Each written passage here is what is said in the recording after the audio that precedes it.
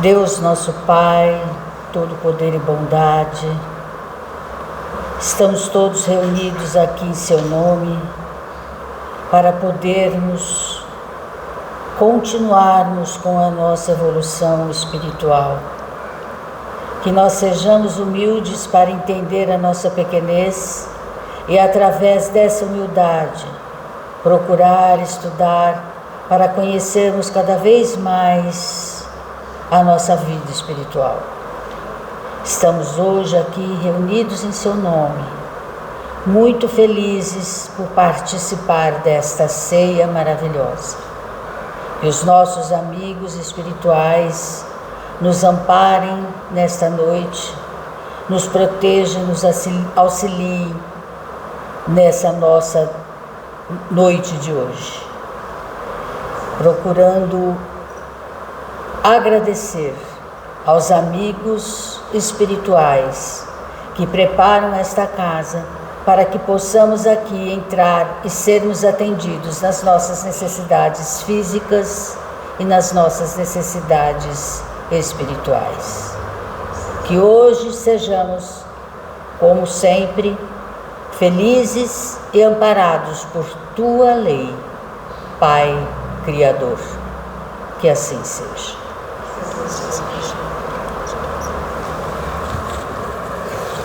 Boa noite.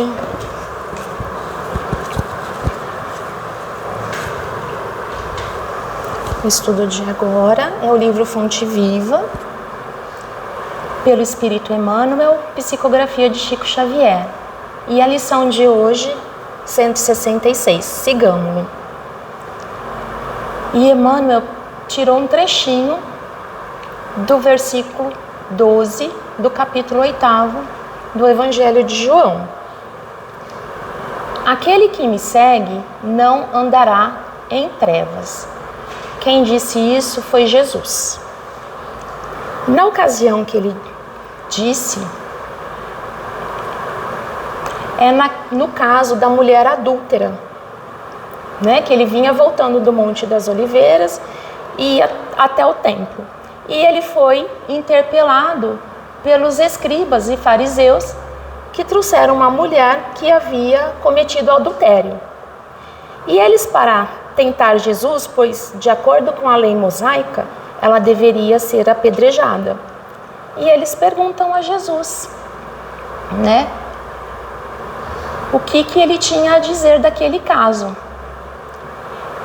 E aí ele diz o seguinte, né? Ele fala assim, que aquele que tivesse sem pecado, atirasse a primeira pedra.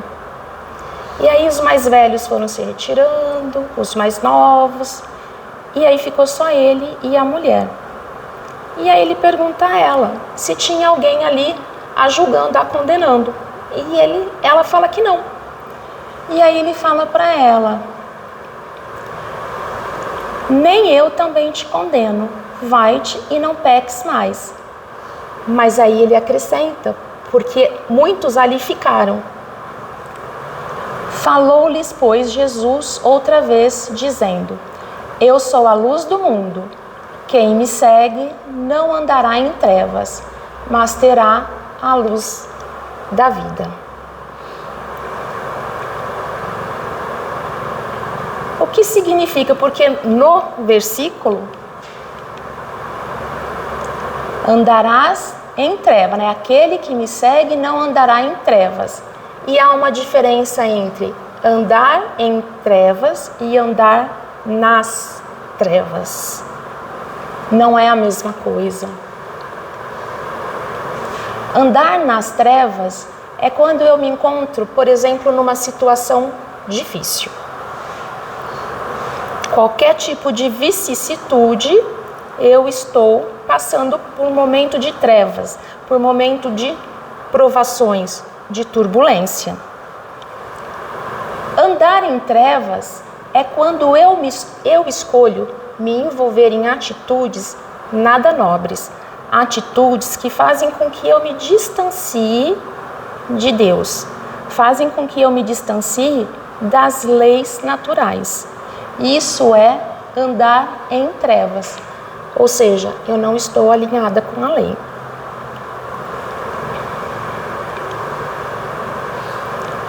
Olhem essa imagem. Aqui, esse negro são as trevas. As minhas dificuldades, os meus vícios, as minhas provações. Se eu estou alinhado, ou seja, na luz, se eu estou alinhada com as leis divinas, eu consigo passar por todas as provações sem revolta, sem dizer que Deus não existe, que Deus está me castigando, Deus está punindo, que ninguém olha por mim. Então eu consigo passar por elas. Agora nós temos aqui a luz. Ou seja, eu interpretei essa imagem como a ausência de grandes vicissitudes. Porque probleminha todo mundo tem. A ausência de grandes. Não preciso passar por grandes provações. Mas se eu estiver aqui em trevas, ou seja, estou desalinhado, não vai fazer efeito nenhum, porque eu estou desalinhada e eu não percebo a luz. Eu não consigo perceber a luz. Eu não percebo que está tudo bem comigo. Eu não percebo que eu estou sendo amparada. Não percebo que eu estou sendo ajudada. Não percebo que tem pessoas à minha volta que querem meu bem. Por quê? Porque eu escolhi um outro caminho. E não foi Deus que quis isso, não foi Jesus que disse que ia ser assim. A escolha foi minha.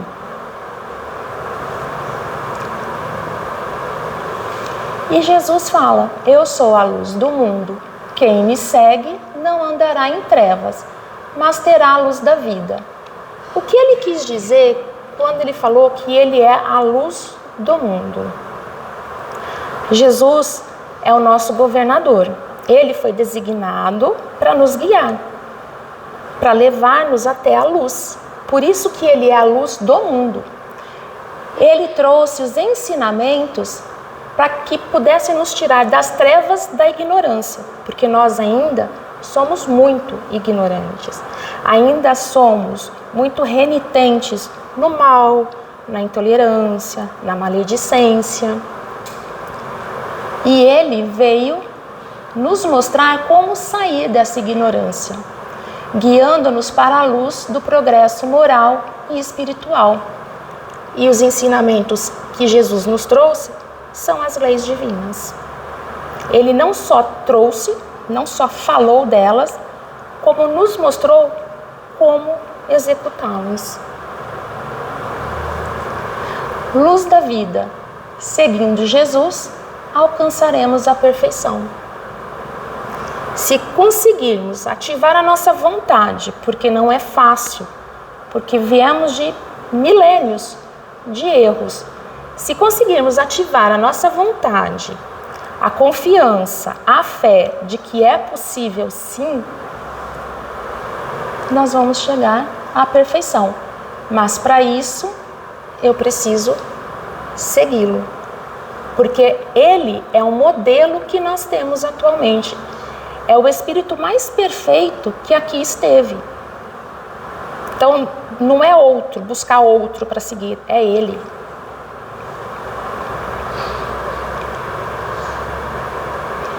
E há uma parábola que diz: vós sois o sal da terra e a luz do mundo.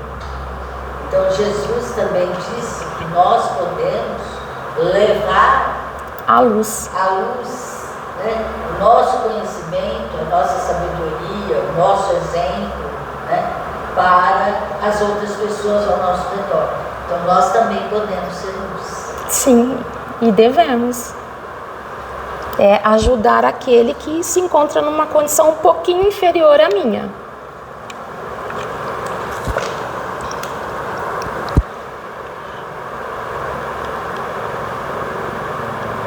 Emmanuel começa o texto: há quem admire a glória do Cristo, mas a admiração pura e simples pode transformar-se em êxtase inoperante. Então, o que é admirar?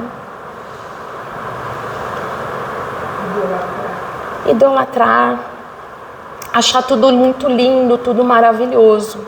Então, há quem admire a glória. Então eu fico ali admirada com os feitos dele, com os milagres dele, com a vida dele, como ele conseguiu reunir os apóstolos, fazer curas, auxiliar pessoas.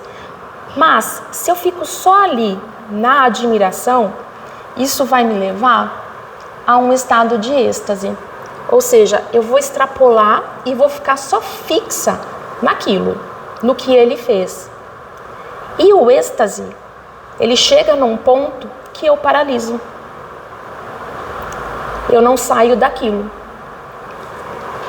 Por isto, êxtase inoperante. Precisamos admirar os feitos? Sim. Mas precisamos nos guiar e fazer também. Pois não somos luzes? Não somos deuses também? Ele disse que somos deuses e que poderíamos fazer muito mais. Então, eu preciso me movimentar. Há quem creia nas promessas do Senhor. Todavia, a crença só por si pode gerar o fanatismo e a discórdia. Aí eu fui procurar crença. Crença no dicionário é tudo que uma pessoa acredita que é verdade. Então, eu acredito que amanhã eu vou ganhar na Mega Sena. Eu tomo isso como uma verdade. Eu tenho crença de que amanhã eu vou ganhar na Mega Sena. Crença, de um modo geral. Mas também tem a crença religiosa, que é um conjunto de ideias, práticas, princípios, valores e ensinamentos que os indivíduos adotam como base em sua fé. E é aqui que acontece a discórdia. Porque o irmão católico, ele tem a crença dele. E para ele, aquilo é verdade. O irmão lá da Umbanda tem a crença dele. E para ele, aquilo é a verdade dele. O evangélico também tem. Mas o que acontece? O que eu preciso? Eu preciso entender, respeitar, porque é o momento, é o estágio evolutivo em que aquele ser se encontra. Então, para ele, aquilo que ele acredita é verdade. Mas o que acontece? Nós debatemos os princípios, as práticas, não respeitamos. Existem pessoas que, quando chega lá o período da quaresma, faz a promessa, não posso comer isso, não posso comer aquilo, não como carne. É a crença dele e eu tenho que respeitar. E há aquele outro que é indiferente para ele, comer carne ou não comer carne. É a verdade dele, é o momento dele, a gente precisa respeitar. Então, só acreditar em promessas gera fanatismo e discórdia. Quais foram as promessas feitas pelo Senhor, por Jesus? Eu estava vendo, diz que na Bíblia tem 8.000 promessas. Algumas, salvação e vida eterna. O que será que significa salvação e vida eterna para uma pessoa que é católica? O que significa salvação e vida eterna para aquele que é evangélico? O que é salvação e vida eterna para nós espíritas? Cada um tem o seu valor. Por quê? Porque nós ainda não estamos unificados. Porque o dia em que estivermos unificados, a salvação e a vida eterna entenderemos que é uma coisa só. Mas enquanto isso não acontece, cada um tem seu ponto de vista. E está tudo certo. Eu não preciso brigar por isso. Eu não preciso impor. Outra promessa, a paz interior. O que é paz interior? Para o católico, para o evangélico, para aquele que pratica a Umbanda. Tem gente que acredita que paz interior é só ter as contas pagas. Tem gente que acredita que a paz interior é estar alinhado com as leis divinas. E isso depende do momento evolutivo em que cada um se encontra. Força para enfrentar a adversidade, vida abundante, o Consolador prometido. Para nós espíritas, o que é o Consolador prometido? Quem sabe essa? Então, o Consolador prometido, a interpretação é apenas espírita. Não tem outra religião que fale do Consolador prometido. Na Bíblia tem. Nessa palavra, Consolador prometido. Consolador. Prometido não, mas tem. Mas tem. Se formos olhar em... João diz Consolador, mas nós, espíritas, dizemos prometido. Sim, lá ele fala, o Consolador virá, que é o Espiritismo. Mas ele fala, o Consolador virá. Se virá, ele está dando uma certeza. Ele só não fala o que é esse Consolador prometido, que para nós é o Espiritismo.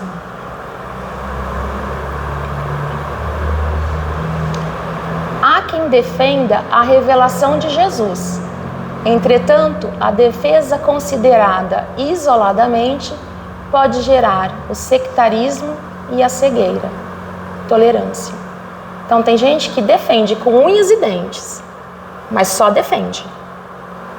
E vai lá e briga com o irmão. Ele só defende, ele não pratica, ele só defende. Algumas das revelações: amor como princípio fundamental. Amar a Deus sobre todas as coisas e o próximo como a si mesmo. Essa foi uma revelação que Jesus nos trouxe. Porque como era antes, lá atrás? Era cada um por si.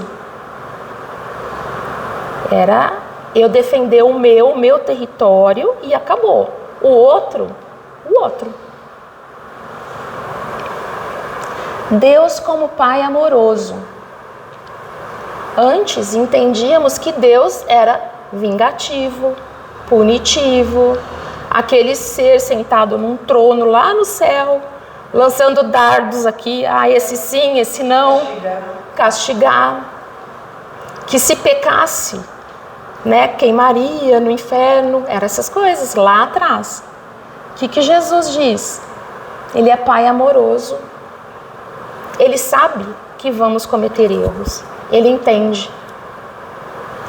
Jesus não julga, nunca julgou ninguém. Deus não nos julga, não nos condena. Quem que nos julga? A minha consciência, nossa consciência. Não é Deus, nem Jesus. Vida após a morte. Cada religião interpreta de uma maneira. Tem gente que acha que vai ficar ali dormindo, esperando o dia do juízo final. E nós sabemos que a vida continua. E que eu chego lá do mesmo jeitinho que eu sou aqui.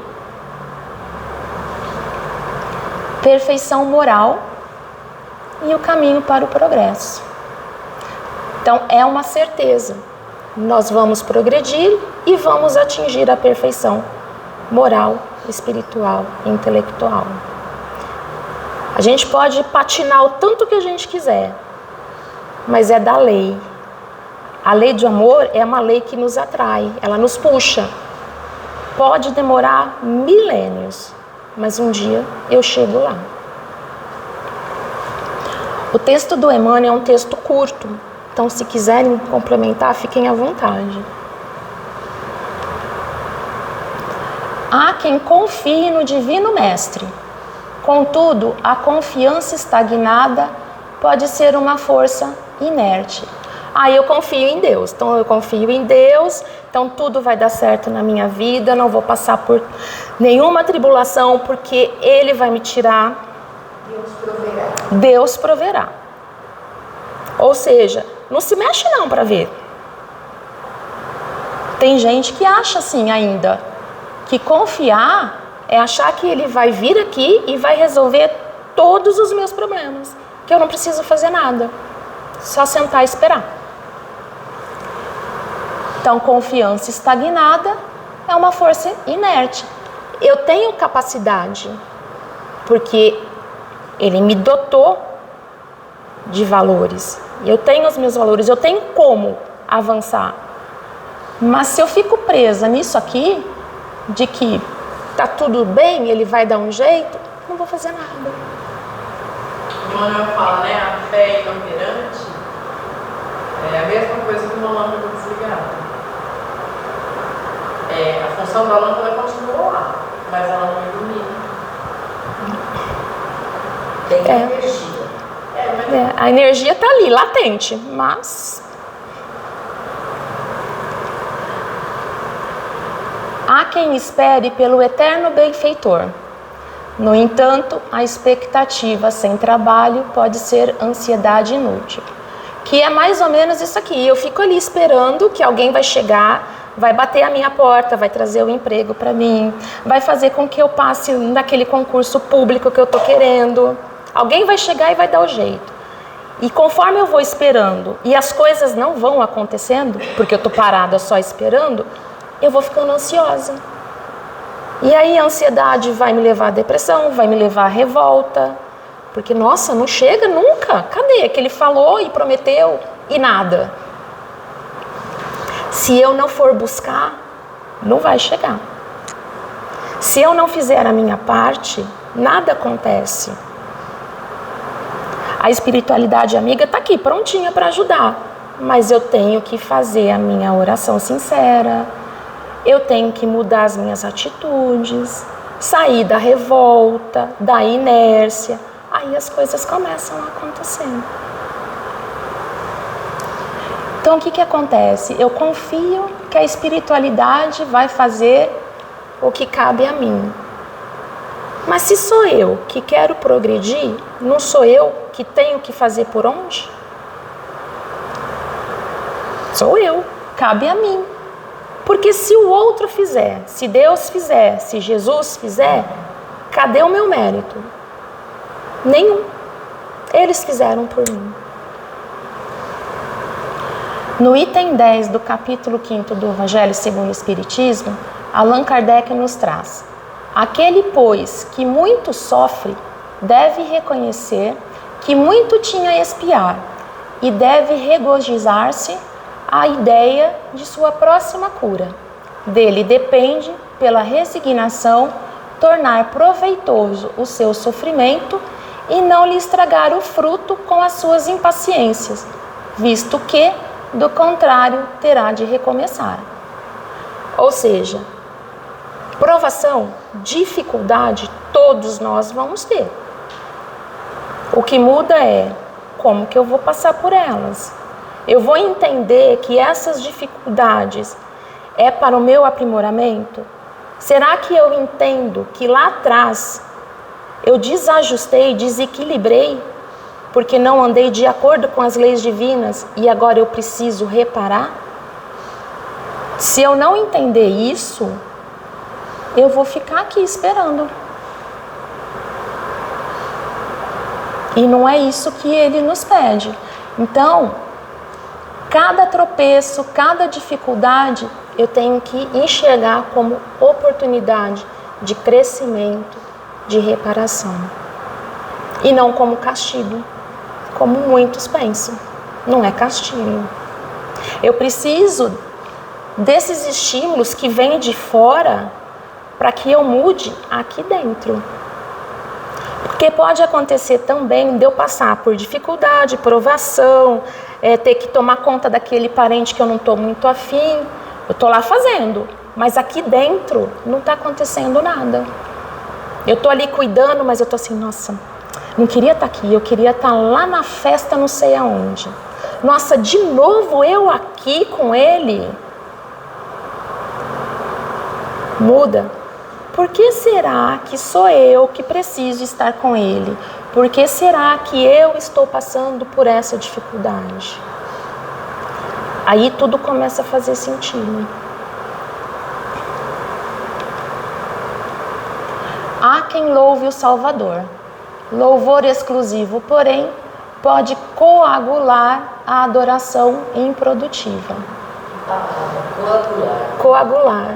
Já viram sangue? Você faz um cortezinho, começa a sair o sangue, o que acontece com o sangue? Ele seca,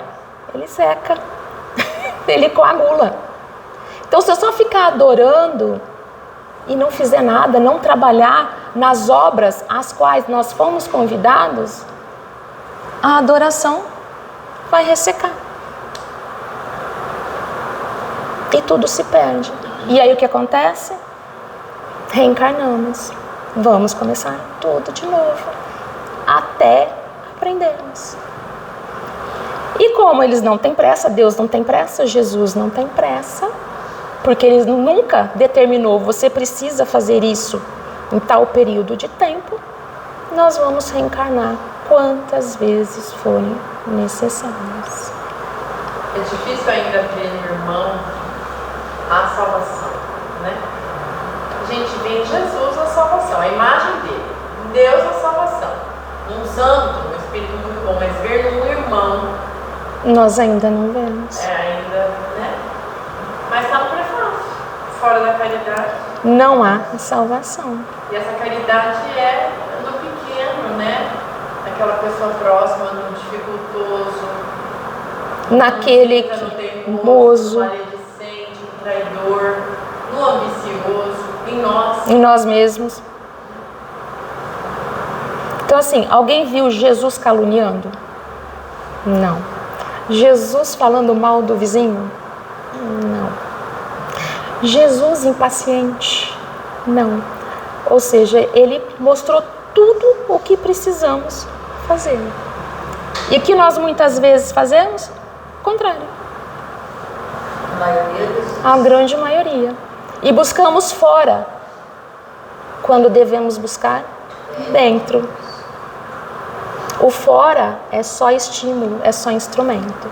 A mudança é dentro. Essa é a grande mudança e é essa que vai fazer com que eu volte ao Criador. Porque o que está aqui vai ficar.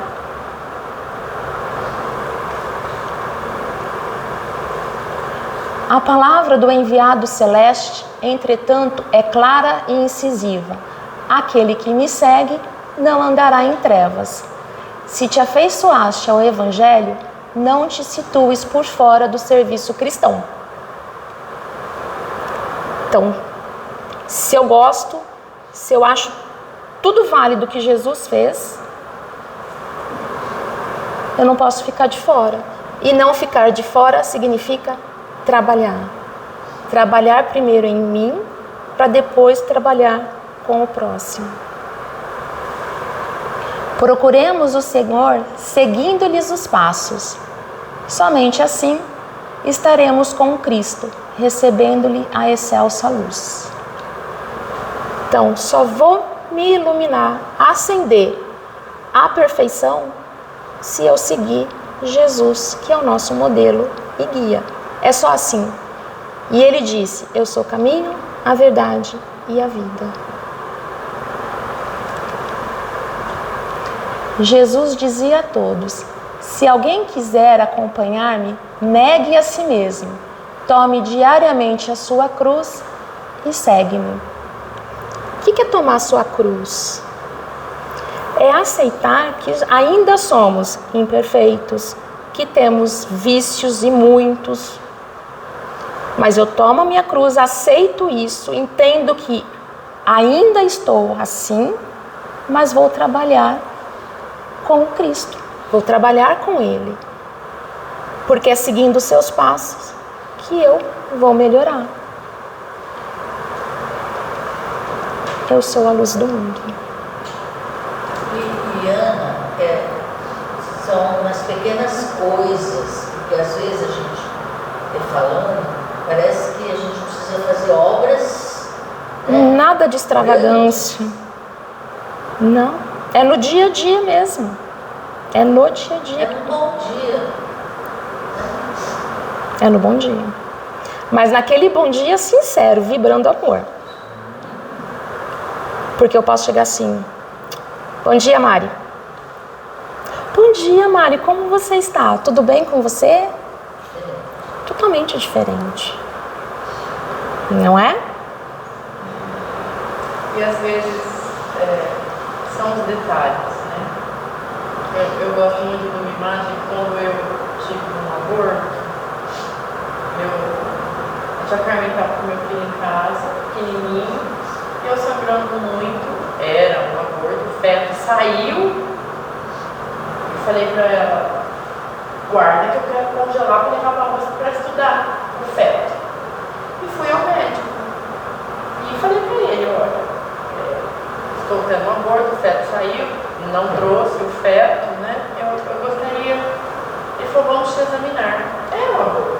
E tem uma televisão sempre para quem vai ver o neném, né? Tem a televisão para quem está vendo. Ah, no ultrassom? Você fala quando faz ultrassom? E a moça, a instrumentadora, ligou as duas televisões. Na hora que ele foi colocar, ele desligou a televisão que eu iria ver. Porque ele teve a delicadeza de imaginar, ela não está tendo um aborto, ela não precisa ver, eu preciso ver. E ele virou a televisão só para ele e desligou que eu ia ver. Me examinou, falou, agora está tudo bem, você não vai precisar de cuidagem, mas ele, olha que detalhe. Um detalhe. Olha só, a gentileza dele, a sensibilidade desse médico. Porque eu poderia ver, eu vi o feto, mas ele desligou a televisão. É um detalhe, né? Que faz toda a diferença. Gigantesca.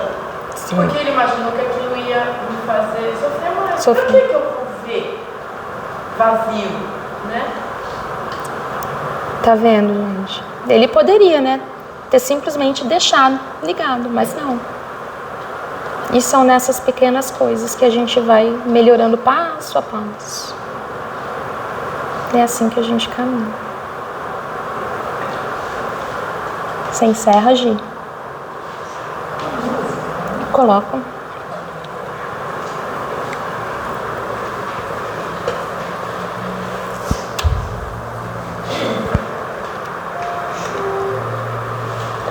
Fica o microfone.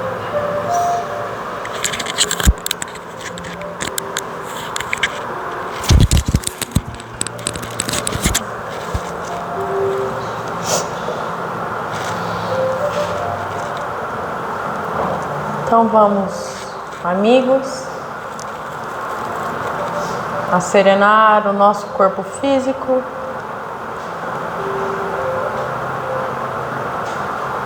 Pararmos nesse instante para ouvirmos a nossa respiração. Quão magnífico é estarmos encarnados, juntos, entre espíritos amigos, podendo estudar a tua doutrina. Somos agradecidos por esse momento, Senhor. Quão magnífico é esse momento e que possamos receber o alimento do nosso espírito, pois sabemos racionalmente e no nosso sentir que somos espíritos imortais em uma de nossas experiências como encarnados. Nessa noite, estudando o Evangelho de João, conseguimos novamente estudar a importância da fé raciocinada, não apenas a do pensar, mas com todos os nossos irmãos, nos detalhes, no dia a dia, mobilizando o nosso pensamento, a nossa vontade, a nossa fé revigorada, pois hoje sabemos que a fé sem obras é morta. Rogamos, Senhor, que tenhamos uma semana de muito amparo, de muitas oportunidades no bem, em que o Salvador não estará presente fisicamente entre nós, mas haverá enviados, haverá os nossos irmãos, para que possamos exercitar a lei do amor, do perdão e da caridade. que possamos edificar o Teu reino em nós, com fé e principalmente mobilizando a nossa vontade e as atitudes. Que o Senhor nos ampare, nos guie e nos ilumine, e que assim seja.